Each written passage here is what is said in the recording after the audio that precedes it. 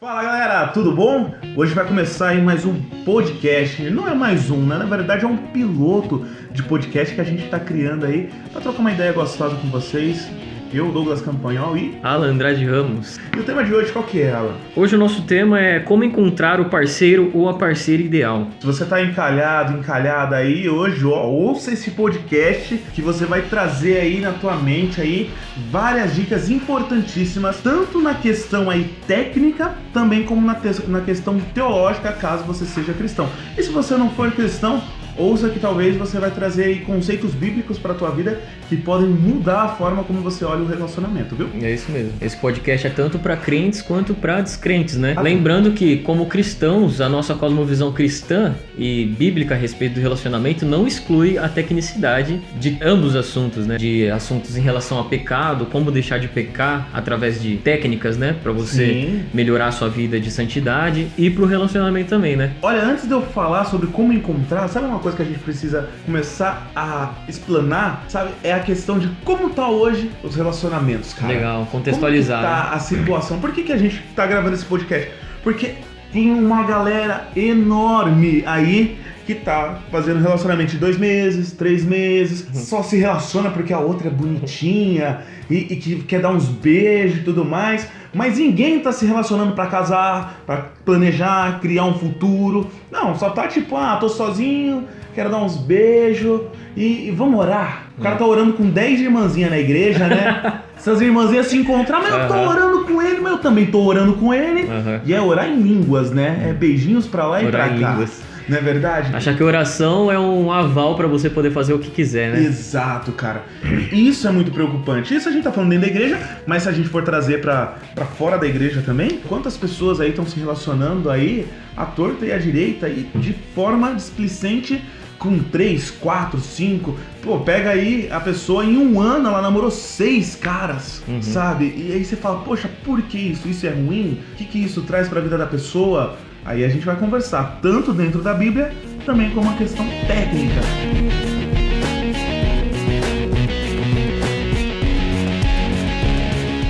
Então, começando a responder aquela pergunta posta pelo Douglas, como a nossa sociedade se encontra hoje em dia na questão de relacionamento, tanto crentes quanto descrentes? Eu não tenho muita experiência com relacionamentos e tão pouco conheço muitas pessoas que tiveram uma vasta experiência com relacionamento, mas as poucas que eu conheço evidenciam um pequeno contexto social, né, num nível micro social, né, micro socialmente falando, de muita decepção, pouco compromisso e mais hedonismo. As pessoas elas se relacionam mais para se satisfazer momentaneamente do que para aspirar a algo mais virtuoso, um relacionamento vigoroso, constituir uma família e uma vida a 2. Eu não fujo muito desses relacionamentos de 2, 3, 4 meses que você está falando, né? A carapuça serviu certinho para mim. Há um tempo atrás eu me relacionei e me enganei com um rostinho bonito. Eu não soube avaliar o caráter. É normal hoje em dia. Hoje em dia é isso que acontece, né? Me afetou, não só as outras pessoas que eu enxergo, mas também isso fez parte da minha realidade. E talvez por uma falta de experiência ou falta de conhecimento, eu acabei caindo nessa cilada, né? Do rostinho bonito. E isso é muito comum, sabe por quê, cara? Porque, primeiro, a gente tem 3 etapas de amor num relacionamento. O Eros, o Filia e o Ágape. Eros é o tio Platão, sabe o filósofo Platão lá? Por isso se criou o amor platônico, vem de Platão. O que é o Eros? Eros é amor e desejo. Ou seja, você deseja aquilo que você tem ou ser aquilo que você não é. Essa é a definição de desejo. Então a pessoa olha para o outro e ela deseja a outra pessoa. Eros. Hoje em dia, se você tá andando na rua, você vai ter vários Eros. É do comum isso. Se você tá solteirão lá de boa, passou uma moça bonita, Eros. E aí, você vai se atraindo por várias pessoas, por quê? Deseja elas. Mas aí que tá o complicado. Que o Eros ali, ele é o amor e desejo. Quando o desejo se faz presente, o desejante deixa de desejar. Comum? Exemplo disso é aquela criança que queria muito, mas muito um brinquedo, cara. E aí, você dá aquele brinquedo pra ela, ela fica feliz, tá? E logo ela larga de canto. Eros. Sim. Ela só desejava ter o brinquedo. Quando ela passou a ter o brinquedo, não fez mais sentido. E hoje em dia, se você parar pra analisar, é basicamente isso que tem acontecido nos relacionamentos. A pessoa, ela faz de tudo pra ter a outra do lado dela. A partir do momento que a outra pessoa se faz presente na vida dela, não, pra que manter o relacionamento? Pra que se esforçar? Pra que ter alguma coisa? Não, deixa tudo morrer, deixa tudo passar. E aí acaba acontecendo esses relacionamentos de 2, 3 meses, que é o quê? A fase do Eros. Mas aí o que acontece? Nessa questão do Eros, se o cara tiver sorte, hoje em dia, né, ele se torna filia. O que é o filia? Filia é amor, alegria. Você ama aquilo que te traz alegria. O exemplo disso é que você, por exemplo, não vai praticar filia com teu vizinho que num domingo, 7 horas da manhã, chega tocando funk. Você não vai praticar, porque ele não tá te trazendo alegria, ele tá te acordando 7 horas da manhã. Então, amor filia é mais ou menos um exemplo daquele lá. Você ama quem te traz alegria. Sabe aquele amigo teu, Alan, que você sempre ajudou o cara, aí no dia que você não pôde bancar o Mac dele, ele fala, pô, cara, que vacilo, velho. Ele fica chateado com você. Quer dizer, ele te ama filia. Sim. Ele ama você enquanto você traz alegria pra ele. A partir do momento que você não traz alegria, ele deixa de te amar. Primeiro, você se sentiu atraído pela pessoa. Aquela moça bonita, atraente, fala, ô, Glória, né? Que mulher bacana, que mulher bonita, né? Você se sentiu atraída por ela. E de repente você descobre que ela gosta dos mesmos estilos musicais que você. Que ela curte os mesmos livros que você. E você fala, meu, que legal, meu, que da hora, ela gosta de tanta coisa parecida comigo. Alegria, você se alegra com as coisas que vocês se identificam. Só que aí que mora o perigo, se o amor não evoluir, a partir do momento que ela deixar de fazer a coisa que te agrada, acaba o relacionamento. São aqueles namoros que quando a pessoa passa aquela fase da conquista que faz tudo pra agradar a outra e ela começa a ser ela mesma, a pessoa fala, nossa, mas você não era assim. Não, mas eu não comecei a namorar com você. Você era diferente, você mudou comigo. E aí ela simplesmente abandona o relacionamento. A Bíblia nos traz um exemplo, né? Já que temos a visão técnica que foi exposta aqui magistralmente pelo nosso companheiro Douglas. A gente vai trazer agora uma visão bíblica que corrobora isso que ele disse. Na passagem do capítulo 13 de 2 Samuel, o incesto de Amon com Tamar evidencia essa repulsa, né? Quando a pessoa tem aquilo que ela deseja, ele rejeita, né? Porque teve um desejo satisfeito. Olha que interessante que diz essa passagem aqui, ó. Começando pelo versículo 10. Então disse Amon a Tamar, traze a comida à câmara e comerei da tua mão. Contextualizando um pouco, Amon ele estava desejando muito a sua irmã, porque ela era muito formosa, muito saborosa aos olhos, né? E Absalão deu o conselho para Amon: finja-se de doente e peça para que sua irmã lhe prepare bolos e te sirva, para então ele conseguir o que ele queria. Eu vou direto para a explicação aqui, ó, do versículo 15 do capítulo 13, que diz assim: maior era a aversão que sentiu por ela que o amor que ele lhe votara, ou que ele atribuiu a ela. A explicação diz: com aguçada percepção psicológica, o narrador observa que mal Amon acabara de violentar Tamar, repentinamente passou a sentir repulsa da vítima de seu crime. Essa é a citação do versículo: levanta-te, vai-te embora. Assim que ele teve o coito, né, com Tamar, ele a rejeitou. Com breves palavras: levanta-te e vai embora, estou satisfeito. Ele teve o que queria, ele desejou o amor Eros e rejeitou a sua irmã. Basicamente, trazendo pro dia de hoje, ele simplesmente olhou pra ela e falou: vaza, exatamente, cai fora daqui. E isso é ilustrando biblicamente o Eros. Ele a desejava, quando o desejo se fez presente, ele deixou de desejar. E tem o caso de filia, que é o que? Amor, alegria, como a gente já explicou. E tem o terceiro, cara. A gente falou de Platão. Platão, amor o que é? Amor é desejo. A gente ama aquilo que a gente deseja. Platão falou isso. Posso fazer uma pergunta a respeito do amor Eros? Pode. Ele é sempre errado? Não, porque ele se você for analisar, até na Bíblia, você é aconselhado a ter o Eros pela pessoa. Porque a Bíblia aconselha você simplesmente se relacionar com quem você deseja. Sim. Você precisa desejar a pessoa fisicamente para você se relacionar com ela. Com certeza. E isso é bíblico. Ou seja, Eros é bíblico se você for parar pra analisar. Porque você precisa desejar a outra pessoa. Sim. Não, mas aquela pessoa é feia. Você não vai amar. Você não deseja a pessoa. Você não tem desejo por ela. Agora, o errado, no caso, aqui que foi exposto, seria só o desejo, puro e simples, né? Exato. E não... o relacionamento não evoluiu. É o que tem acontecido com as pessoas. Os relacionamentos não evoluem. E lá na frente a gente vai entender o porquê que as pessoas não estão conseguindo fazer com que um relacionamento evolua. O processo está errado, entendeu? As pessoas primeiro se atraem fisicamente, bonita, gatinha e tal, pra depois ver se combina, que é o filia, filia, pra depois se tornar o terceiro relacionamento, terceiro amor, que é o ágape. Então a gente passa por Eros de Platão, filia de Aristóteles, que é o amor à alegria, e depois ágape de Jesus Cristo. Sim. Então, o que é o ágape de Jesus Cristo num relacionamento, trazendo para um relacionamento? É quando você tem 60 anos, cara, e você já criou seus filhos, você já comprou tua casa, a mulher que você casou, você já não tem mais Eros por ela, porque agora ela tá velhinha, entendeu? Você já não tem mais apetite sexual, você não tem mais desejo. Então, o Eros passou, o filia, que eram as conquistas, as alegrias, já passaram, vocês criaram seus filhos e tudo mais. O que permanece? O ágape.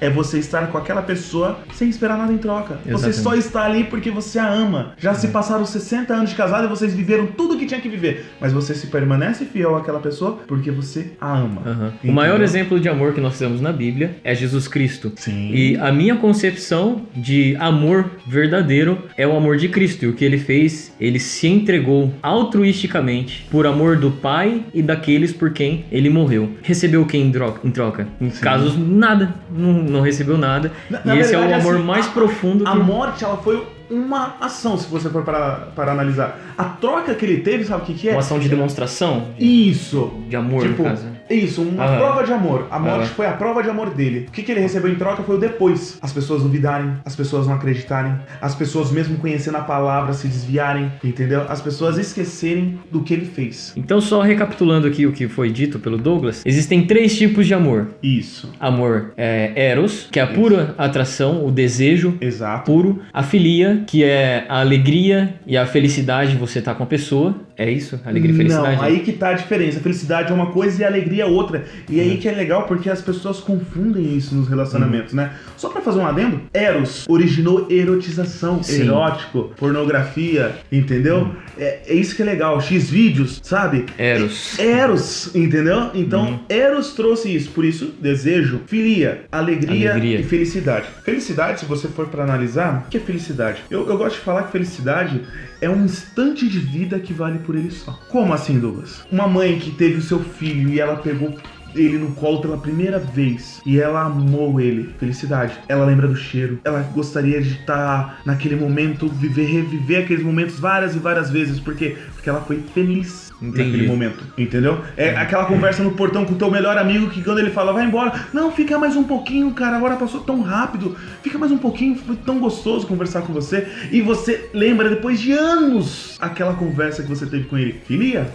Instante de vida que vale por ele só, aquele momento de felicidade que você fala, meu, eu vou me lembrar pelo resto da minha vida. Aquele pai que pela primeira vez a filha olha pra ele com aqueles olhinhos maravilhosos e fala, papai, e o olho dele enche de lágrima, e ele lembra do cheiro, ele lembra daquele momento, ele lembra de cada detalhe, do como foi o dia dele, aquele dia, aquele impacto que teve na vida dele. Felicidade. O que é alegria? Alegria é um estágio mais potente do próprio ser. Quê? É mais profundo que a felicidade? Não.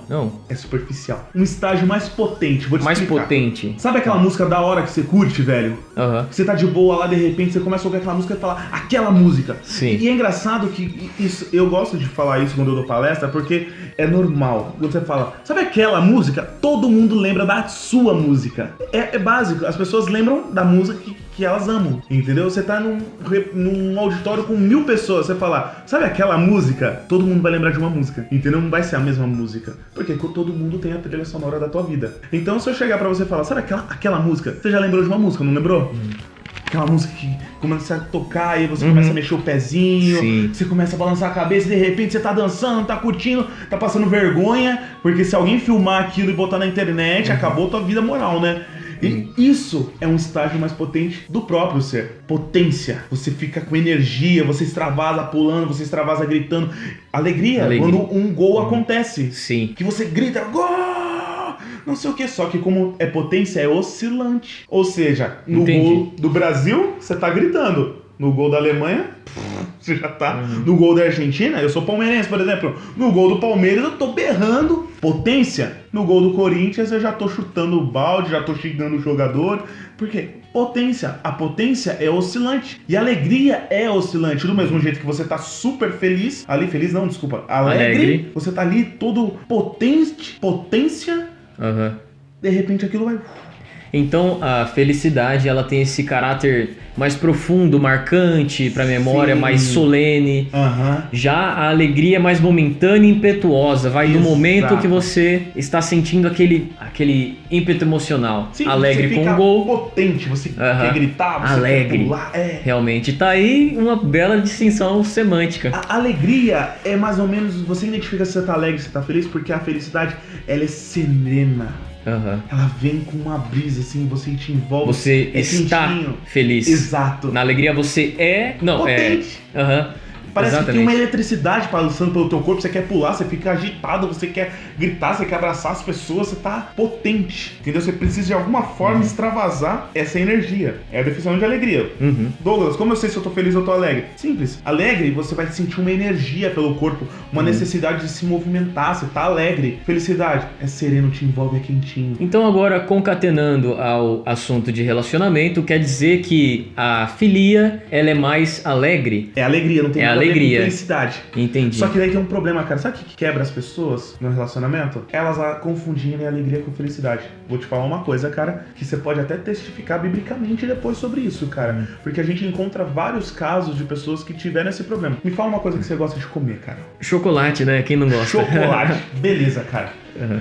Vamos dizer assim, vamos pintar um quadro, cara, de chocolate pra você. E eu vou te falar agora sobre essa situação, testificando aí sobre a questão de alegria e felicidade. Vamos lá, hoje já são...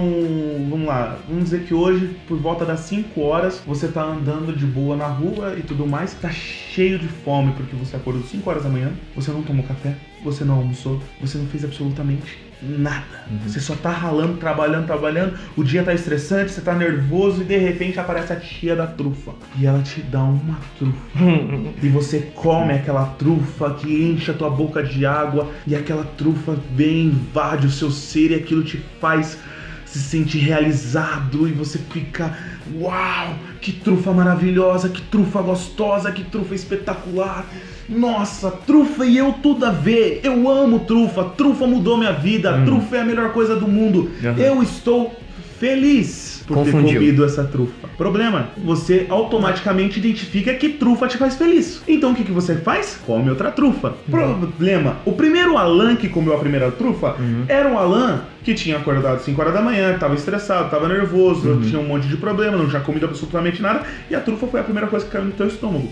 O segundo Alan que tá comendo a segunda trufa é o mesmo Alan da primeira trufa? É um Alan satisfeito. Já comeu a trufa, já tem chocolate, já tem açúcar no sangue, tudo mais. Porém, você acredita que a trufa te faz feliz. Você come a segunda trufa, come a terceira trufa, come a quarta trufa, come a quinta trufa, e de repente aquela trufa que te realizou lá na primeira, agora tá te fazendo mal, a tua diabetes já tá explodindo, tá te dando uma dor de barriga, agora você vai correr pro vaso e vai continuar comendo trufa, com diarreia, com desidratação, passando mal, você vai ter uma intoxicação porque o negócio tá te fazendo mal e o teu corpo não tá suportando mais de tanta trufa que você tá comendo, mas você permanece fiel à trufa, porque na tua cabeça a trufa te faz feliz. Isso é uma ação quase que inconsciente, né? Exato. Das pessoas. Só que daí que tá o detalhe, a trufa, ela te alegrou. Alegrou. Potência. Exatamente. Entendeu? E confundiu com felicidade. É mais ou menos o que acontece nos relacionamentos.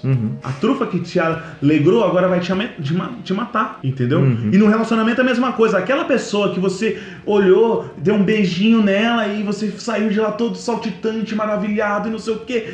Essa mesma pessoa vai te matar lá na frente, espiritualmente, fisicamente às vezes. Porque às vezes você pode entrar num relacionamento abusivo, quebrar a cara, essa pessoa pode te trair, te machucar e você nunca mais conseguir se relacionar. Por quê? Porque na tua cabeça aquela pessoa te fazia feliz. Mas na verdade ela não te fazia feliz. Porque felicidade e alegria são duas coisas distintas. Felicidade é um instante de vida. Alegria é potência. Ou seja, você não é feliz a todo momento. São instantes ocasionais que vão te fazer feliz. Alegria é oscilante. Tá alegre, tá triste. Tá alegre, tá triste. Tá mais ou menos. Tá alegre, tá triste.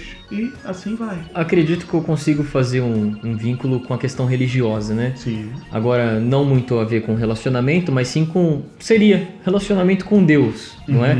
O Charles Spurgeon tem uma frase, ele diz assim: os convertidos, e a palavra convertidos entre aspas, que nascem emocionados, e acredito que seja essa definição que a gente acabou de ver aqui, de alegria, né, num ímpeto emocional, os convertidos que nascem emocionados morrem quando a emoção acaba. Não muito diferente de um relacionamento interpessoal, né? Assim como as pessoas se enganam através de uma experiência sensorial hiperestimulada numa igreja, que aceitaram a Cristo e que creem nele, que amam a ele, quando essa forte emoção se esvai, a pessoa abandona a fé, abandona Cristo. Eu acredito que não é muito diferente de um relacionamento, não é? Vou te dar um exemplo dentro disso, de filia e alegria, cara, sensacional, que vai exatamente exemplificar de uma forma simples para quem tá nos ouvindo sobre essa questão, que é o quê? É aquela pessoa que quando ela vai na igreja, ela não sente um arrepio. Sim. Se o louvor não for aquele louvor, uau, afinadinho, maravilhoso e tal, o culto não foi bom. Porque ela entendeu um dia que ela entrou numa igreja e aquilo emocionou ela,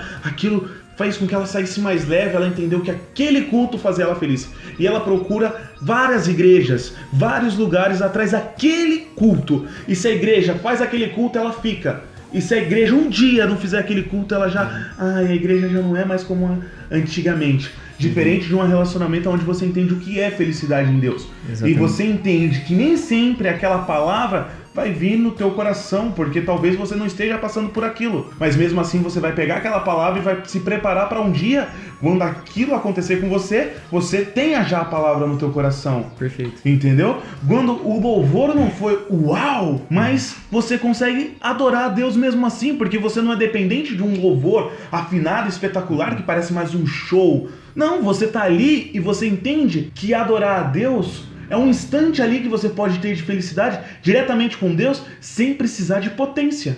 A alegria é potência de agir. E para você ter potência, é de fato necessário vários fatores que te deixem potente. Por exemplo, você não consegue ficar potente sozinho. Você precisa de estímulos. A música, como a gente conversou, entendeu? Um gol, estímulos. Felicidade não. Felicidade você encontra às vezes num simples abrir de geladeira. São momentos. E você encontrar a geladeira cheia após vários meses dela vazia, só com garrafa de água, e você olhar para aquela geladeira e falar: tem comida para os meus filhos, e você se sentir feliz com aquilo. E um dia, lá na frente, quando você for milionário, você falar: o dia que eu tive mais felicidade foi quando eu tava falido e eu consegui pôr comida dentro de casa pros meus filhos. Uma outra pergunta: como um relacionamento pode ser feliz? Existe uma constância? É possível ter uma constância de felicidade num relacionamento? Não, aí que tá. As pessoas casam, se relacionam, namoram achando que tipo, eu vou ser feliz agora com essa pessoa. Mentira! Você vai ter momentos felizes, talvez uma lua de mel, uma viagem, um dia que vocês sentaram para assistir filme e tudo mais. Aquele momento vai ser feliz, que você vai lembrar pro resto da tua vida e tudo mais, sabe? A primeira noite de amor que vocês tiveram, momentos felizes. Então, para um relacionamento ser saudável e duradouro, ela tem que ter isso claro na mente dela. Sim. Né? Que não existe felicidade constante, né? Que vai ter alguns intempéries, alguns... Você vai tratar com a pessoa, Exato. sabe? Você vai discutir com a pessoa, sabe? Você vai se incomodar com ela, porque ela dorme e ela peida enquanto dorme, eu acordo com o peido dela no susto. Meu, às vezes quem tá ouvindo a gente pode falar assim: pô, que besteira. Não, eu amo a minha garota e se ela peidar perto de mim, eu vou ficar tranquilo. Cara, vive 10 anos da tua vida acordando com rojões. Não é aquele verdade? Cheiro desagradável. É complicado isso, cara. Então, as pessoas precisam entender, num relacionamento não é felicidade, entendeu? E num relacionamento não é só potência, vai ter oscilações. Uma hora você vai estar super potente, outra hora você vai estar com a potência baixa, entendeu? E isso você tem que aprender a conviver e encontrar pontos de equilíbrio no teu relacionamento pra entender isso. Só que aí que eu te falo, cara, o processo tá errado dos relacionamentos. As pessoas estão fazendo de forma errada pra se conhecer, pra se relacionar. E aí que mora o perigo, é por isso que tanta gente quebra a cara, tanta gente não entende o que tá acontecendo. Por que eu não consigo? Olha, eu sigo a Bíblia, eu oro. Eu sou uma pessoa direita, eu sou trabalhador, eu sou uma pessoa que eu não vou na igreja, mas poxa, eu sou uma pessoa exemplar, por que eu não consigo encontrar uma pessoa? Porque você tá fazendo errado. Sim. E aí que tá a situação. Então eu acredito que com essa explanação a gente conseguiu definir um dos métodos pra gente encontrar um parceiro ideal, que seria, no caso, encontrar uma pessoa com esse nível de consciência do que é um relacionamento, né? É um dos critérios. Você tem essa consciência de que o relacionamento não é mil maravilhas, existem intempéries, o que é felicidade, o que é a alegria, a distinção entre o desejo puramente carnal e o amor verdadeiro, que é você se entregar altruisticamente, e encontrar uma pessoa que saiba de tudo isso também já é um meio caminho andado, né? Pra você ter um relacionamento saudável e encontrar uma pessoa ideal, né? Resumindo tudo, meus amigos, parem de procurar homem trufa, menina trufa. Porque por mais gostosa que ela seja, perfeita. ele seja, uma hora lá na frente vai te fazer mal. Douglas Campanhol, vou postar no Facebook. Não procure uma menina trufa. Caramba, caiu que nem uma luva mesmo. Tendo explanado um pouco mais essa questão técnica, foi bastante explanado, né? Sim. A questão técnica do relacionamento. Agora a gente vai para a questão cristã. Como a Bíblia diz que um relacionamento cristão deve ser, qual deve ser o motivo de atração de uma pessoa para outra, e a minha concepção de relacionamento, né? Quais são os critérios que a gente deve ter para identificar um parceiro ideal ou parceira ideal para um relacionamento. Antes de tudo, essa pessoa tem que evidenciar ter uma vida com Deus. Tem até a questão do julgo desigual. Tecnicamente, a gente também pode explanar isso. Sim. Não só para um casal cristão, mas também para um casal espírita, ou para um espírita que quer casar com um bandista. Xamã que quer casar com um evangélico, por exemplo. Julgo desigual de religião para religião. E não só de religião para religião, porque quando as pessoas costumam pegar a questão do julgo desigual, levar pro lado cristão por causa da Bíblia, mas é em todas as áreas. Política. Exato. Um petista Entendeu? roxo e um reacionário. Ou, por exemplo, uma pessoa muito pobre com uma pessoa muito rica. Nossa, mas isso é preconceito? Não. Gera um certo constrangimento também, né? Exato. Por parte das... Por exemplo, o cara, ele é pobre, não fala direito, a moça é super rica, ele vai ficar constrangido em alguns lugares, ele não vai se sentir homem suficiente, Sim. aquilo vai amuando ele e tudo mais. Então são coisas... E é engraçado porque se você começar a analisar essas coisas, hoje por conta do politicamente correto, não, um pobre pode casar com uma pessoa rica e não tem nada a ver, então, será que não tem? Tem a ver. Tem que ter muita conversa sobre isso, tem que ter muita maturidade dos dois. Exatamente. Pra a pessoa rica nunca jogar na cara dela e falar, você é um pobretão, você só chegou na onde eu chegou porque na hora eu de uma te discussão, ajudei. né? Exato. E como a gente conversou o relacionamento nessas mil maravilhas. Não é um conto da Disney não, cara. Assim, pode acontecer? Pode. Sim. Mas são casos difícil. isolados. São casos isolados. É que nem eu, por exemplo, eu tenho um programa na rádio e as pessoas falam, não, mas eu encontrei o meu amor na balada. Beleza, em quantas pessoas você se relaciona na balada pra encontrar o amor da tua vida na balada? Melhor, quantas pessoas que você conhece que encontrou o grande amor na balada? Uma agulha no palheiro. São várias pessoas, então o que você viveu não significa que é regra pra todo mundo, né? E essa questão da cristandade, eu aconselho, e é o que a Bíblia diz, você tem que casar com uma pessoa que crê em Cristo. Sim. Apóstolo Paulo, quando ele trata de um relacionamento que envolve o julgo desigual, se o marido crê e a mulher não crê, e ela quiser se manter unido ao seu marido, não se separe, né? Mas caso ela queira se separar, aí sim é permitido o divórcio, mas ele não orienta em momento algum na Bíblia você se casar com uma pessoa descrente. Sim. Quando ele aborda essa questão de um julgo desigual no casamento, é de pessoas que já se casaram e que uma das duas partes veio a se converter posteriormente. Então, como você vai conseguir analisar e verificar se uma pessoa tem uma vida com Deus? Não é só se ela vai à igreja, não é só se ela canta, chora e se emociona, mas é se ela labuta no particular com Deus. Se ela ora, se ela lê a Bíblia, se ela tem um engajamento particular. E para isso você pode simplesmente perguntar. Você começa a analisar a honestidade da pessoa, se ela é verdadeira, se ela tem os frutos do Espírito Santo de Deus na vida dela. E o que é ter os frutos do Espírito Santo de Deus? Deus, ele é o quê? Deus, ele é justo, Deus, ele é santo, Deus, ele é amoroso. Então, se a pessoa tem o Espírito Santo de Deus dentro dela, ela vai evidenciar em uma maior constância tudo aquilo que Deus é. Se a pessoa ela tem uma maturidade espiritual, essa é a pessoa que a Bíblia diz que é o ideal para você se casar com ela. Mas não só isso, a cristandade também preza muito pela responsabilidade no relacionamento. Na Bíblia não existe namoro, né? Muitas pessoas se espantam quando a gente fala isso. Mas é algo cultural também. É algo cultural, exatamente. Aquela época não existia porque quem escolhia eram os pais. Sim, de acordo com a convenção social israelita, né? Sim. Que existiam mandamentos morais e mandamentos cerimoniais. Sim. E outra, era um casamento não de casais, mas de famílias também. Sim, exatamente. Coisa que a gente não concebe hoje em dia, né? A única coisa que eu tive aí que é um incesto, né? Irmão por irmão, foi a passagem até que você leu. Sim.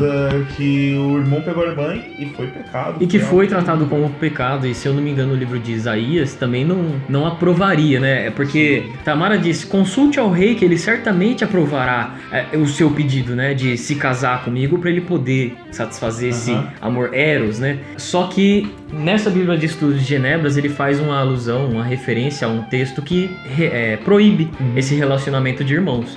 E é legal só pra fazer essa questão, se você for ver que a gente estava falando assim, a Bíblia e a ciência se testificam. Não se aconselha irmão casar com irmãos, ter relacionamento sexual, questão de genética. Porque os filhos podem vir com determinadas deficiências, com determinados Sim, a propensão é muito saúde. Maior, né? Inclusive de primos, né? Exato. Também. Então, você já vê que por aí a gente, tanto que a gente aqui nos bastidores estava até conversando sobre essa questão, né? Que, a Bíblia fala é pecado e a ciência testifica que aquilo faz mal pra você. Então já vai te caminhando pra um lado que você vai entendendo. Peraí, Deus é tão pop, cara, que tipo assim... Lá atrás ele já falou, velho, e a gente precisou esperar a ciência às vezes falar pra gente falar, pô, Deus tinha razão, pô, Deus criou tudo, ele já sabia. Entendeu? Sim, a ciência só atesta aquilo que a Bíblia diz, né? Exato. Aquela questão da responsabilidade, que a cristandade pesa muito pela responsabilidade, que eu abordei essa questão do namoro, que a Bíblia não concebe o namoro, a cristandade que eu estou me referindo aqui é o convento, a convenção dos cristãos, né? O que a igreja como eclesia por todo o mundo, a igreja apostólica, bíblica. Você já ouviu falar do cortejo, não é? Eu sou adepto do cortejo e acredito que a gente vai ter algum ponto dicotômico aqui. Eu não concebo mais a ideia de namoro. Nos meus relacionamentos pretéritos, eu não assumi namoro publicamente. Tanto com as duas... Eu ia citar os nomes aqui. Eu não assumi relacionamento público porque eu concebia sempre a ideia de cortejo. O pastor Paulo Júnior... Só pra galera que não sabe o que é cortejo, tá nos ouvindo, que é importante, porque às vezes, o que é cortejo? Ninguém nem sabe o que é, de tão pouco que é falado. Você fala, mas cortejo é você simplesmente conversar com a pessoa e não tem aquela questão de pegação, de beijo e tudo mais. Aí a pessoa pergunta, como é que você vai conhecer ela? Se você não beija, se você não toca. Por exemplo, eu conheço o Douglas, eu não precisei beijar ele pra conhecê-lo. Eu desenvolvi uma estima por ele. Se você falar pra mim, Douglas, você é contra o cortejo? Não, eu sou a favor do cortejo. Entendeu? Eu acho interessante o cortejo. Sim. Como também acho interessante dar umas bitoquinhas de vez em quando, mas com certas ressalvas. Que depois, lá na frente, eu vou explicar pra você também a visão técnica da situação e o reflexo que isso traz pro relacionamento. A questão do contato, né? De tudo. Do namoro, né? Exato. Do namoro. Não, vamos lá. De como escolher alguém pra namorar. Como que chega nesse ponto e como você sabe que a pessoa é certa pra você. E tem um processo bacana onde as pessoas deturparam, inverteram os processos e hoje virou uma salada, cara, que tá todo mundo bagunçado. Entendeu? E assim, eu vou falar pra você que tá nos ouvindo. Se você seguir esse processo certinho e conseguir casar com a visão cristã, meu amigo, não tem como errar. Não tem como errar. Até porque o que vai unir o casal é algo transcendental e algo terreno não vai conseguir separar um amor que transcende toda a experiência humana. Voltando para a questão da responsabilidade. O pastor Paulo Júnior ele falou que o namoro é uma invenção da sociedade de 200 anos atrás. É uma questão de pelo menos 200 anos atrás que a sociedade começou a conceber essa ideia de namoro. E como explicou o Douglas, o que a Bíblia recomenda como uma maneira de substituição do casamento da época é o cortejo. O que a igreja recomenda, o que o cristianismo, o que a convenção cristã recomenda é o cortejo. Já que as pessoas não têm a capacidade e a maturidade suficiente para se casar agora, a alternativa do namoro é o cortejo. Você conhecer a pessoa se relacionando como se ela fosse literalmente uma irmã sua, até porque ela é a sua irmã, ela só vai ser sua realmente a partir do momento que você se casar. Até o momento em que você está conhecendo ela, está saindo com ela, ela pertence ao pai e à mãe dela, ela não é sua, ela só vai ser sua no casamento. Então, para evitar defraudação, para evitar entrega perigosa do seu coração a ela, a essa outra pessoa, a gente recomenda o cortejo. E uma pergunta importante que o cristão deve fazer antes de começar a se relacionar, né, é a seguinte: eu posso me casar amanhã? Porque um cristão, ele sempre tem que ter em mente o casamento. Ele tem que se relacionar visando o casamento para a glória de Deus. Porque o que é o casamento na visão cristã? O casamento é a representação máxima aqui na terra do amor de Cristo para com a igreja, o noivo e a noiva. Então, você vai se entregar para sua esposa, assim como Cristo se entregou para a igreja. O apóstolo Paulo diz, ele faz essa analogia. E lógico, eu tô defendendo aqui a tese técnica, mas também sou cristão, e uma coisa que eu acredito, cara, que eu acho que é até legal pontuar: a função do homem na vida da mulher é fazer com que ela seja salva, e da mulher no homem é que ele seja salvo. Se você encontra alguém que te leve à salvação, ou seja, te leve uma vida santa, uma vida com Deus, que te aproxime mais de Deus, essa pessoa é a certa. Exatamente. É uma pessoa que te aproxima mais de Deus. É isso mesmo. Se ela te leva a pecar, cara, tem as suas ressalvas. E o pior é que muitas vezes, quando eu segui esse meu relacionamento aspirando o cortejo, as duas pessoas que eu me relacionei não eram adeptas dessa ideia, mas elas concordaram em certo grau, respeitosamente, querendo se privar de alguns desejos carnais, né? Sim. De toques e beijos. É muito difícil, confesso que eu não conseguia. Praticamente todas as vezes que a gente se encontrava, a gente se acariciava. Infelizmente, eu falo com pesar, porque a minha fé é justamente essa que eu tô falando, aspirar ao casamento e cortejar e conhecer a pessoa sem se tocar. Mas por conta de eu não ter essa reciprocidade de conceito de namoro entre eu e a outra parte, olha só que as duas acreditavam em Cristo, né? Sim. Professavam fé cristã. Mas essa noção de relacionamento foi tão deturpada ao longo do tempo que até no meio cristão se concebe erroneamente a ideia de relacionamento. Eles acham que o relacionamento, o namoro, é um aval para você poder se acariciar, para você se pegar e fazer sexo. E com isso você não vai estar pecando, por quê? Porque afinal de contas você está namorando. Casar? Você está com essa aspiração pura, né? É ilibada. Cara, eu me enganei com esse pensamento, inclusive. Eu digo que isso aí é o capiroto querendo... Puxa, não é tão errado assim. Entendeu? Não, mas eu vou casar. Então eu posso dar uns pega aqui e tudo mais, não sei o quê. Galera, eu não sou contra beijinho na boca, não. Mas, tem as suas ressalvas sobre essa questão. Porque uma coisa leva a outra. Isso. E trazendo pro lado psicológico e a questão técnica, por que é aconselhável o cortejo? Porque uma coisa leva a outra. É um beijinho aqui, que vai levar uma mãozinha na bunda ali, que daqui a pouco os dois estão se grudando e parecendo um só atrás do poste ali. Tá na rua ali, que você não sabe se é homem, mulher, se é uma coisa só, se é um objeto não identificável, porque os dois se atracam de tal maneira ali, que... E aí, o que acontece? Então tem que ter essa questão. Por que o cortejo? Simples. Para você se controlar. A partir do momento que você não tem conhecimento físico da outra pessoa, você não vai desejar, porque você ainda não tem. Fica só no imaginário. Agora, enquanto tá no imaginário, tranquilo, meu amigo, você consegue controlar. A partir do momento que você toma conhecimento físico da coisa, o desejo é muito maior. E aí é quase que impossível controlar. Por isso que o nosso amigo Paulo diz: meu amigo, é melhor casar do que se abrasar. Se tu não consegue se controlar, velho, casa, cara, porque senão você tá perdido. Ele tá falando exatamente pra essa galera que, tipo assim, você já conhece, sabe que é bom? Gosta? casa. Ele concebe o se abrasar como já sendo pecado. Casem-se para não se abrasar. Exato. E eu sou um pouco mais fundamentalista e acredito que trazendo um contraponto respeitosamente, eu já não sou a favor nem da bitoquinha. Sim. Porque eu já acredito que o beijo é um ato de sexo, né?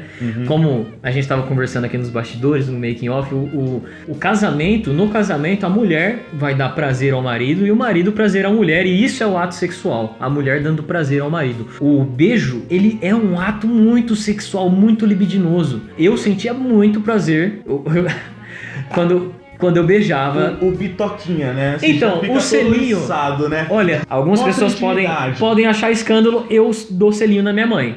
Algumas pessoas, não. Não concordo. Eu falo, bença mãe. E dou um te prova selinho. Psicologicamente, viu? Eu dou um selinho na minha mãe? Que é errado dar selinho nos pais. Por quê? Os pais ensinarem, sabe por quê? Por exemplo, uma criança, os pais não costumam ela dar bitoquinha. Aí ela pega e ela entende que ela ama muito os pais e ela dá bitoquinha nos pais porque é uma demonstração de carinho e amor. Aí ela conhece o tio da escola. E vai lá e dá beijinho. Exato. Nossa, realmente. E isso, pra um pedófilo abusar de uma criança, Fácil. pra alguma coisa... É uma porta, é uma brecha que os pais estão abrindo ali, entendeu? E é a questão da sexualização. Porque eu dou bitoquinha no meu pai, dou bitoquinha na minha mãe, eu assisto a televisão e tem bitoquinhas ali. Opa, eu posso sair bitocando todo mundo? Então é muito complexo isso, cara, e é um erro dos pais isso. É um erro dos comprovado pais. psicologicamente. Não pode. Dificuldade Entendeu? nenhuma pra aceitar isso que você me falou. Não tinha refletido a respeito disso. Sim, é porque os pais entendem que isso é demonstração de amor. Meu amigo, demonstrem amor de outra forma. Imagina só, um pai vai levar um filho e se despede na porta da escola com um beijinho na boca. Um pedófilo já vê aquilo. Opa! Um psicopata, né? Que é muito pelo lado da razão. Sim. E psicopatas normalmente são inteligentes, Eles manipuladores. são extremamente racionais, cara. Aí ele vê aquela cena ali, opa, aquela criança é mais suscetível a aceitar um beijo meu. Sim, Porque ela tá acostumada Ela vê uma figura adulta. Caramba, que... Cara, é algo muito complexo. Então absurdo, eu sou totalmente contra, cara. Se eu ver Realmente. uma pessoa e eu tenho intimidade com ela, eu falo, meu amigo, já aconteceu casos comigo, cara. Eu dou aula pra criança, de criança vim querer me beijar, opa, desculpa, ó, não pode. E explico, ó, eu sou seu tio, eu dou aula pra você, seu amigo. Não pode. A criança fica chateadinha, tal, mas entende. Passa. Só que... tranquila. Por quê? Porque na cabeça dela, meu pai dá bitoquinha, minha mãe dá bitoquinha, aí chega, ela acha que porque gosta muito de mim, ela pode te dar. E não pode. Entendeu? Perfeito. É algo muito complexo e é perigoso, entendeu? Porque uma criança, ela não entende, ela é muito pura. E você já tá sexualizando a criança com a bitoquinha.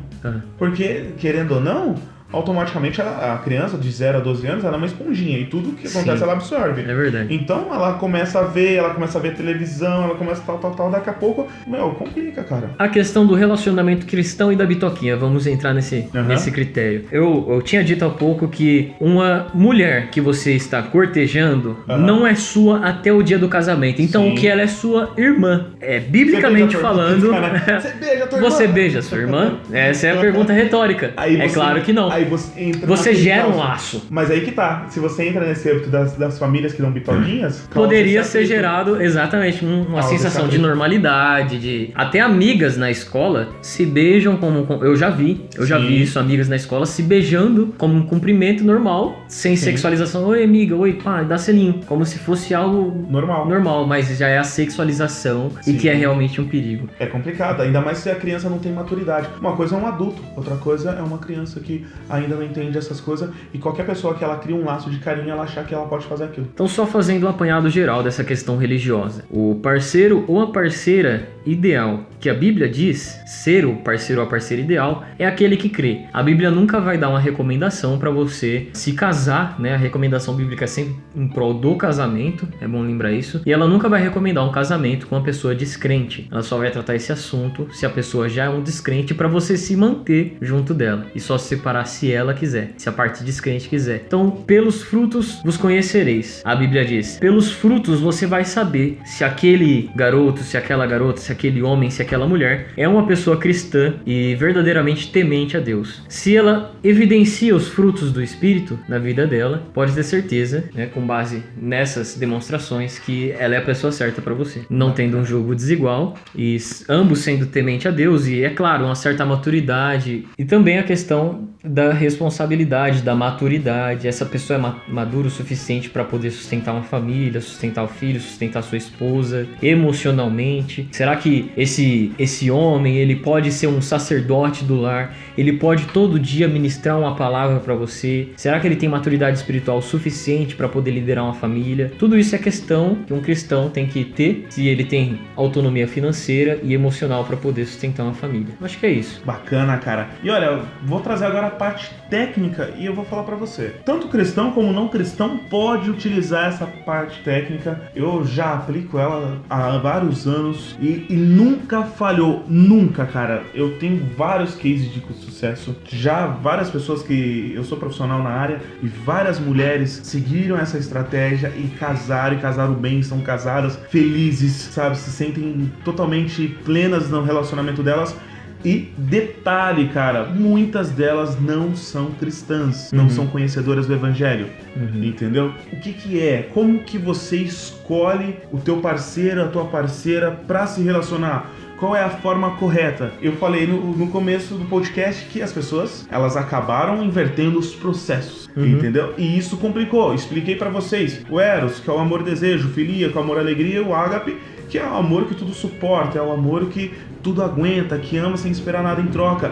E são os três estágios do amor em uma relação, entendeu? Todo relacionamento precisa cumprir os 3 estágios. Não pula. Se pular, rompe. Eu sempre brinco que cada fase da tua vida é um copo e a vida é uma jarra que você vai despejando em cada copo. Se você pular um copo, na hora que você chegar no final, ainda vai ter vida e você vai ter que despejar naquele copo lá atrás. É por isso que você vê nego de 40 anos agindo como se tivesse 15 anos. É porque ele não encheu o copo lá atrás. Então quando ele chega lá na frente, ele tem que voltar e encher. Ele tem que viver aquilo que ele não viveu lá atrás. Então você precisa viver cada estágio da tua vida de cada vez. Isso já vem direto do quê? Meu amigo, se você é criança, adolescente, não pense em namorar. Não é a tua fase de namorar. E eu tô falando isso na questão psicológica, não tô falando isso na questão cristã não. Porque se você não tem maturidade pra namorar, relacionamentos fracassados na tua vida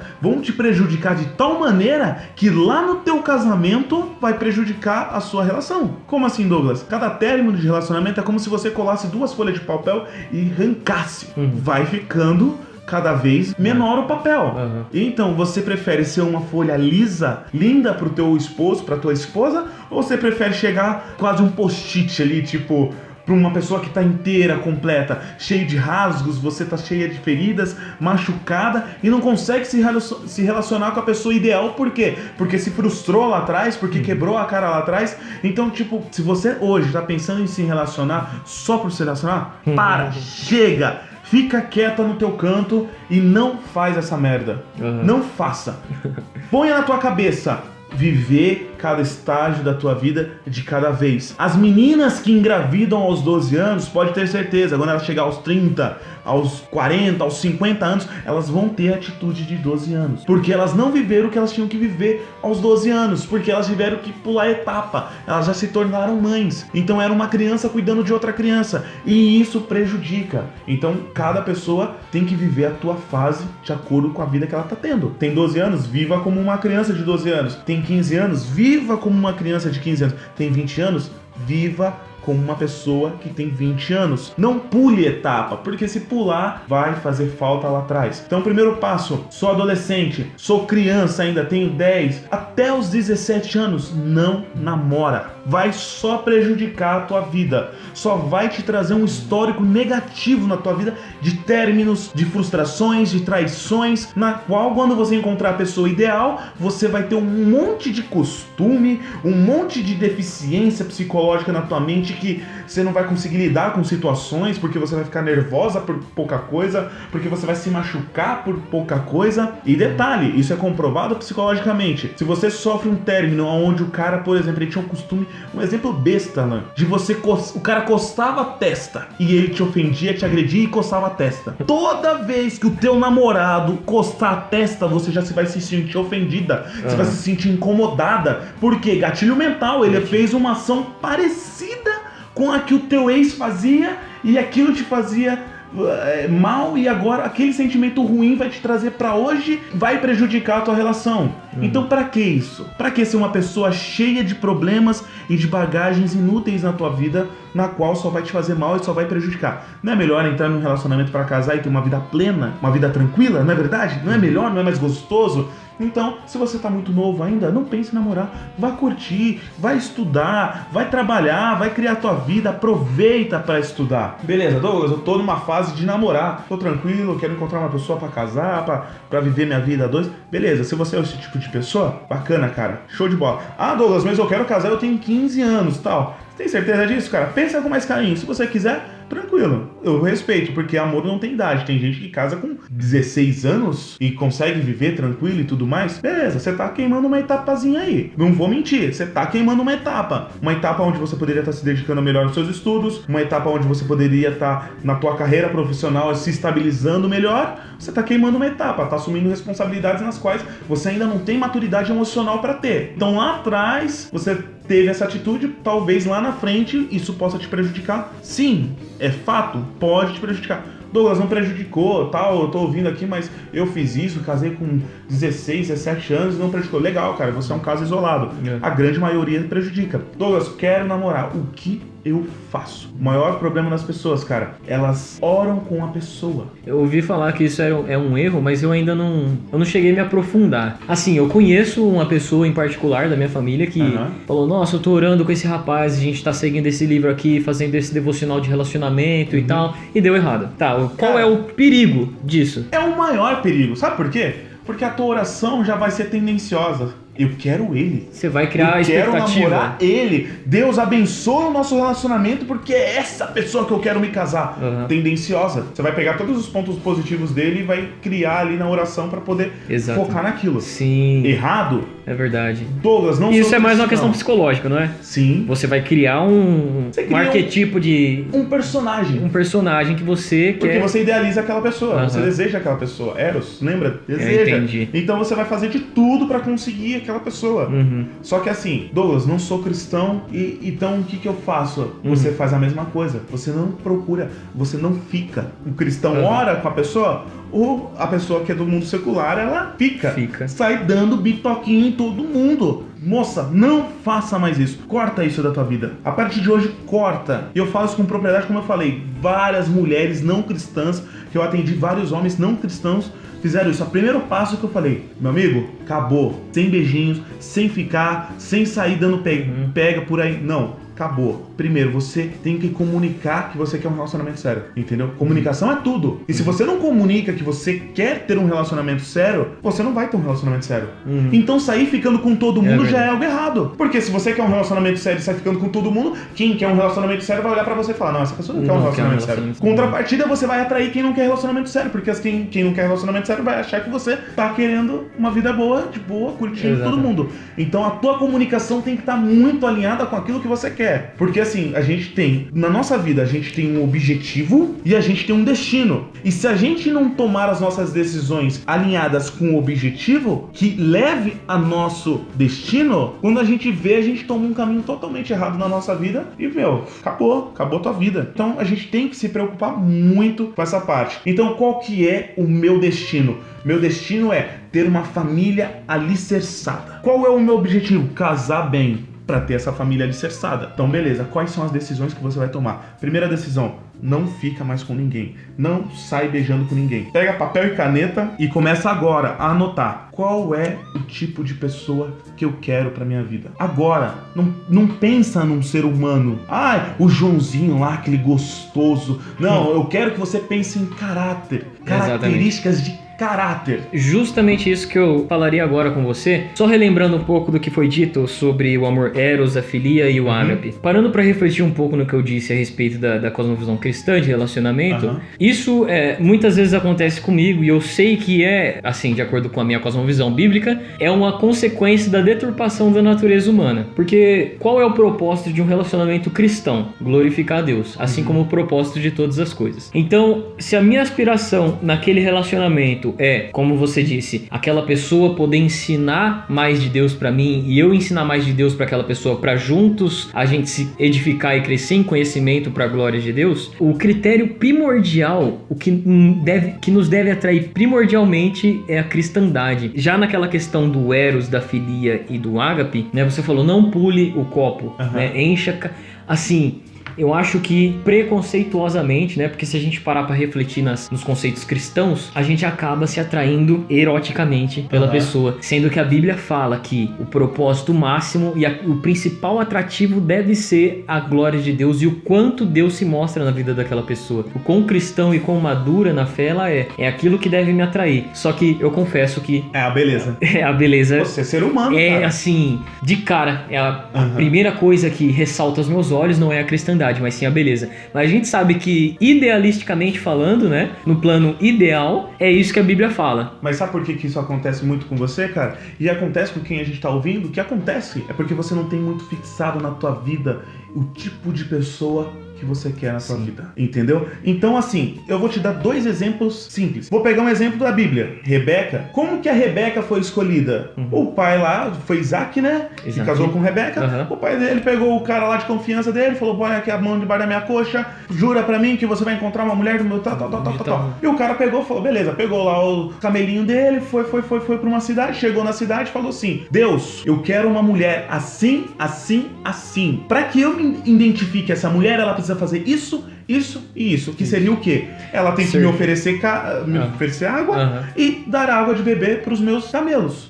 Eram 10 camelos, cada camelo bebia 100 litros de água. Então imagina, não é qualquer mulher que vai meter esse louco de tipo, deixa que eu dou água pra beber. Então, não era qualquer uma. Ele tava falando do quê? Uma mulher proativa, uma mulher trabalhadora, uma mulher esforçada. Então ele procurou sinais na vida daquela mulher que ia provar que ela era sem ele conhecer. Detalhe, ele orou antes. Beleza, Douglas, eu não sou cristão, tô nem aí pra que a Bíblia diz, eu quero saber coisa na questão assim, física mesmo. Pragmática, na questão, exato. Alice nos Países das Maravilhas. Ela tá andando de boa na estrada e de repente ela se depara com um gato. E aí ela fala, gato, pra onde eu vou? Ele fala, você sabe pra onde você tá indo? Ela, não sei. Se você não sabe pra onde vai, qualquer caminho serve. Essa frase é pesada, né? Pesadíssima. E isso basicamente... serve pra tudo na nossa vida. E assim, se você não sabe qual é o tipo de homem que você quer na tua vida, qualquer homem serve. Se você não sabe qual é tipo de mulher que você quer na tua vida, qualquer mulher serve. E é por isso que você fica pegando aí, é o famoso dedo podre, porque não sabe o tipo de pessoa. Ah, mas que tipo de pessoa você quer se relacionar? Ah, eu quero uma pessoa que seja romântica. Eu quero uma pessoa que seja carinhosa. Não, descreve, pegue e anota lá. Que tipo de pessoa que eu quero? Eu quero uma pessoa que não minta pros pais dela, porque se ela mente pros pais dela, ela vai mentir pra mim. Eu quero uma pessoa que ela seja justa, que ela devolva aquilo que é das pessoas. Então, por exemplo, se você vê ela vendo dinheiro na rua, em vez de ela querer já logo pegar pra ela fica preocupada. Poxa, alguém perdeu dinheiro, que situação, e não sei o que e tal, e querer devolver aquele dinheiro. E aí você já entende que aquela pessoa é uma pessoa correta, justa, entendeu? Então você procura sinais que vão definir qual é o tipo de caráter que aquela pessoa tem. Exatamente. Então escreve lá, qual é o tipo de coisa que eu quero? Ah, eu quero que ele seja uma pessoa justa, uma pessoa de caráter. Eu quero uma pessoa carinhosa. Ah, carinhosa como? Descreve. Carinhosa pode ser uma pessoa super melosa, como pode ser uma pessoa mais de boa na dela. Então, como é essa pessoa carinhosa? Eu quero que ela seja assim, assim, assim. Beleza, você vai analisar a forma como o cara trata a mãe. E a filha como trata o pai. Porque do jeito que o cara trata a mãe, que é a primeira mulher que ele tem na vida dele, a forma como ele trata a mãe é a forma como ele vai tratar a esposa. E a forma como a filha trata o pai é como ela vai tratar o esposo. É fato isso. Então se a pessoa trata xingando a mãe, ofendendo a mãe, meu amigo, minha amiga, ele vai te ofender, ele vai te tratar mal. Ah, mas ele é um amorzinho comigo, manda 30 mil vezes eu te amo e chama a mãe de vagabunda. Tipo, minha filha, quando acabar esse melzinho aí, ele vai também te chamar assim. Então tem que tomar muito cuidado. Então defina lá, tal, beleza. Tem ali o perfil que você quer. Você que é uma pessoa não cristã, você vai simplesmente pegar aquele papel e vai ler todos os dias, quando acordar e antes de dormir. Douglas, por quê? Processo psicológico. Você lê quando acordar, porque você vai estar com a mente tranquila e zerada. Então você vai gravar mais fácil. Quando dormir, para que você durma pensando naquilo. Isso é um processo psicológico, é testado. Quem estuda, quem está querendo passar em prova, também se fizer essa situação de estudar assim que acorda e antes de dormir, ela consegue absorver, porque o cérebro absorve e vai trabalhando. Absorve mais porque o cérebro está zerado e absorve, vai pensando naquilo durante o sono. Isso é neurociência, né? É neurociência. Então você pega e assim, eu tô falando pelo lado técnico mesmo, entendeu? É aquilo que realmente dá certo e é comprovado que dá certo. E isso, o legal, cara, é que assim, eu fiz isso baseado em testes. Eu fiz isso. Eu não simplesmente peguei de um cara dos Estados Unidos, de um cara... Você não vai encontrar isso nos lugares, entendeu? É algo que eu criei mesmo e testei e foi comprovado. Então assim, todos os dias, Douglas, eu sou cristão, então todos os dias, na hora que você vai acordar, você lê o papel, mentaliza aquilo. Eu quero isso, eu quero uma pessoa assim, assim, assim, tal. Antes de dormir, eu quero uma pessoa assim, assim, tal. Beleza, Douglas, sou cristão. Pega e conversa com Deus. Não é muito diferente. Ora com Deus, exato. Assim que você acorda, ora pra Deus e fala: Deus, eu quero uma pessoa assim, assim, assim, assim. Quando vai dormir, Deus, eu quero uma pessoa assim, assim, assim, assim. O que vai acontecer, Alan? Isso vai entrar na mente da pessoa. Essa pessoa vai começar a saber exatamente as características que ela quer. E conforme o tempo, no começo ela vai fazer uma lista super rasa. É verdade. Com o tempo ela vai começar a aperfeiçoar essa lista até chegar ao varão perfeito. Eu não tinha isso claro na minha cabeça. O critério de uma pessoa legitimamente cristã. Então, qualquer uma me serviu. Ia servir. E aí você cai no Eros, que é o quê? É gostosa? É bonita, é gostosa. Exato. Entendeu? Agora você lembra do gato do país... Se você não sabe pra onde vai, agora eu sei pra onde eu vou. Sim. Gato, eu vou pra tal lugar, então é este o caminho. Uma outra questão que eu gostaria de ponderar aqui, que deveria ter sido ponderada no início do podcast, é que as pessoas vão se perguntar: mas quem é você que nunca namorou, que não é casado, pra falar disso? Eu parto do pressuposto que não é preciso você colocar o dedo na tomada pra saber o que é o choque. Então, por exemplo, o apóstolo Paulo, ele não era casado, e ele falou sobre casamento com a autoridade que vinha de Deus. Aqui eu tô falando a minha concepção, segundo a Bíblia, sobre casamento. Não sou eu que tenho autoridade. Você tá falando baseado no... Não é você que tem autoridade, é a experiência das pessoas que mostram como funciona. E detalhe, o maior sábio é aquele que aprende com o erro dos outros. Exatamente. E não aquele que erra e depois fala dos seus erros. Uma pessoa que erra e aprende com seus próprios erros é inteligente. Uma pessoa que aprende com o erro dos outros é um sábio, né? Exato. Eu li essa frase no Senhor, deve ter sido no Facebook. Facebook tem várias frases de sabedoria, interessante. Mas é justamente isso. E pra quem não sabe, eu sou especialista comportamental. Eu escrevo desde 2008 sobre relacionamentos. Autor de quantos livros? Eu fiz 2 livros que vão ser publicados ainda esse ano, no ano de 2019. Que vai ser muito bacana. Um é sobre relacionamento abusivo e o outro é 8 maneiras que fazem com que o homem deixe de te amar. Então são 8 formas aí muito bacanas que fazem com que o cara deixe de te amar. Se você quiser, vai ter um link aqui ou não? Ainda tá sendo diagramado. Tem PDF, algum PDF? Vai ser PDF. Vai ser PDF? Mas logo vai estar. E vai também ter impresso. Então lá pro começo do mês de setembro talvez já esteja pronto. Já tá escrito. Só foi pra diagramação pra depois ir pra gráfica. Então já tá prontinho. Logo a gente tem aí. Então, que nem a gente recapitulando. O primeiro passo é o quê? Escrever o que você quer. Escreve. Porque quando você escreve, você mentaliza mais fácil. Você não senão você tem que ficar lembrando. Então, escreve uma folha de caderno, um diário, alguma coisa, escreve lá quais são as características. Beleza, agora eu sei o tipo de pessoa com quem eu vou me relacionar. Qualquer pessoa diferente daquilo, acabou, meu amigo, você não se relaciona. Qualquer pessoa diferente daquilo, você já fala, não é pra mim. Eu quero essa. Aí você já para com o dedo podre. Você já para de quebrar a cara com um monte de neguinho sem noção, sem vergonha, de oportunista. Você já não tem mais esse problema. Você já sabe o tipo de pessoa que você quer, você vai direto naquela. Encontrou a pessoa que você deseja. Você vai falar, legal, essa pessoa preenche os requisitos, o checklist, tá tudo preenchidinho aqui e tal. O que eu vou fazer? Eu vou mergulhar? Não. O relacionamento é como se fosse um rio. Você não mergulha de cabeça porque você não faz a noção da profundidade. Se for raso, você racha a cabeça. Se for muito fundo, você se afoga. Entendeu? Ou seja, se a pessoa for superficial, você racha a cabeça, se machuca.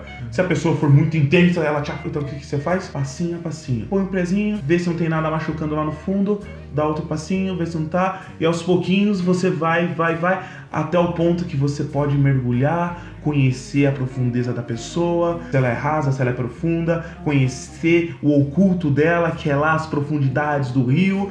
Você pode mergulhar pra cima, ver a superfície e tudo mais. E aí você consegue ter conhecimento de todo o rio, que é o teu relacionamento. Passo a passo. Não vai ser destrambelhado. E aí, qual é o processo, Douglas? Qual é o processo? Primeiro, namoro é feito pra conhecer. E se você se beijar, se você fazer muito sexo, essas coisas, você não vai conhecer a pessoa. Você conhece a pessoa com conversa. Sim. Com momentos de qualidade. É por isso que a Bíblia até fala pra você, meu amigo, sexo depois do casamento? Vamos conhecer a pessoa primeiro? É aquela coisa que eu sempre falei, né? A psicologia já trata essa parte aí, ó. Se você fizer só sexo, você vai se aprisionar a pessoa, você vai criar laços desnecessários com a pessoa, e se você terminar, você vai sofrer muito. Pela falta do sexo, a dependência mais física do que... Existe uma abstinência física do parceiro, né? Sim. Em caso de... e outra, enquanto você não encontrar alguém pra suprir essa dependência física, você vai ficar sofrendo aquele lá. Exatamente. Porque você vai passar noites lembrando, pensando e tudo mais. Pra você pensar nessa questão, como que eu faço? Primeiro, conheça a pessoa, namore. Namoro é pra conhecer. Conheceu a pessoa? Foi conhecendo o rio, bonitinho e tudo mais? Legal. Noivado. Noivado é pra quê? Ah, Douglas, só pra voltar. Quer dizer que eu não posso beijar? Pode beijar. Ah, não sou cristão, quero fazer sexo. Ok, só que assim, não faça com tanta frequência. Passe mais tempo conversando do que beijando. Passe mais tempo com qualidade do que transando. Entendeu? Você que não é cristão. Você que é cristão, respeite a palavra, respeite o seu mentor espiritual e faça aquilo que... E também conheça, né? Exato. Tem como conhecer sem se aprofundar num relacionamento. Exato. Então assim, o namoro serve pra quê? Pra conhecer. Noivado, pra planejar. O que é planejar? Não é planejar só o casamento, é planejar a vida dois.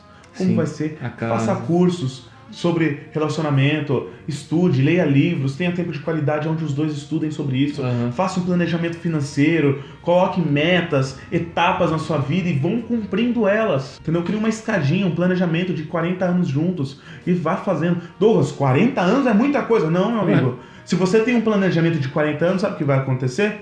Quando você fizer 10 anos de casado, você não vai olhar para a pessoa do teu lado e falar, e agora, o que nós faz? Ou, quem é você do meu lado? Não, vocês vão estar focados em planejamento. Então, vocês vão estar trabalhando. Ah, beleza, atingimos esse próximo. Qual é o próximo passo? E vocês não vão ter tempo para parar e simplesmente falar, ai, cansei de você. Então, você vai estar focado em objetivos. Com isso, vocês vão criando raízes, vão criando alicerce e vão amadurecendo. Então, noivado é para isso. Planejou a vida a dois? Ok, casamento é pra quê? Executar. O que tá acontecendo hoje? É ficante tratando o ficante como namorado? O namorado tratando o namorado como esposa? Ou esposo? Entendeu? Tá embolando tudo. É igual no casa. O casamento dura 6 meses. Por quê? Porque tudo que eles podiam ter vivido, eles já viveram. E não planejaram nada. Aí eles querem planejar. Ah, beleza, casamos. E agora? O que a gente faz? Ah, a gente tem que pagar as contas.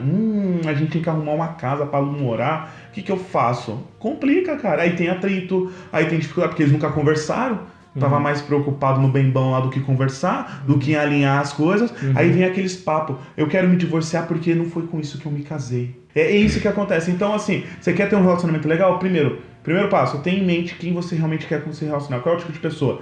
Tenha em mente qual é o tipo de pessoa com quem você quer se relacionar. Segundo passo, conheça essa pessoa. Conversa bastante. Muito, cara. Gaste tempo trocando ideia, conversando, perguntando. Converse sobre sexo.